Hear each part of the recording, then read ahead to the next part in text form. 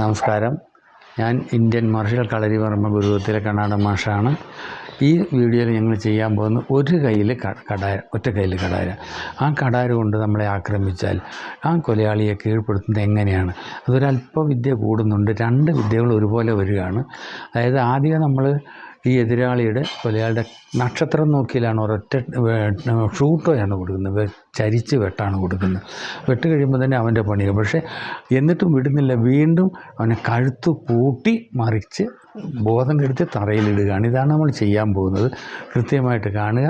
നിങ്ങളെല്ലാം ശ്രദ്ധയോടുകൂടി പഠിച്ചാൽ ഈസി ആയിട്ട് നമുക്ക് ചെയ്യാം. ഒറ്റ നിമിഷം മതി ഈ വിദ്യ ചെയ്യാൻ. പക്ഷേ കാണുമ്പോൾ ഒരുപാടുണ്ടെന്ന് തോന്നുന്നു, ഒന്നുമില്ല. ഒറ്റ നിമിഷം നമുക്ക് ചെയ്യാവുന്നേ ഉള്ളൂ. അതിൻ്റെ എന്താണ് ഈ നക്ഷത്രം നോക്കി എന്ന് പറഞ്ഞാൽ മർമ്മസ്ഥാനം കണ്ടോ? ഇതാണ് നക്ഷത്രം നോക്കി. ഇതിന് ശൗണ്ടികം എന്നും പേർ പറയുന്നു. ഓക്കെ.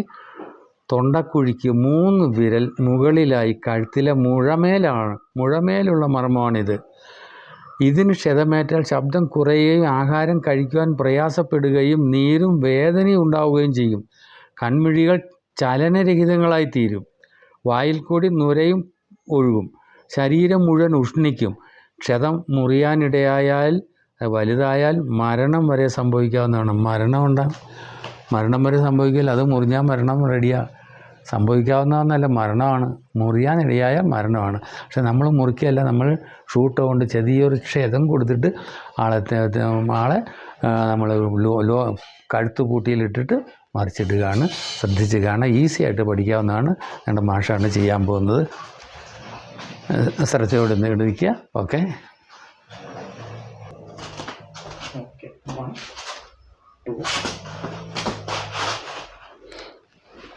ഇവിടെ മാഷ് ചെയ്തിരിക്കുന്ന നോക്കിയൊക്കെ എത്ര കൃത്യമായിട്ടാണ്.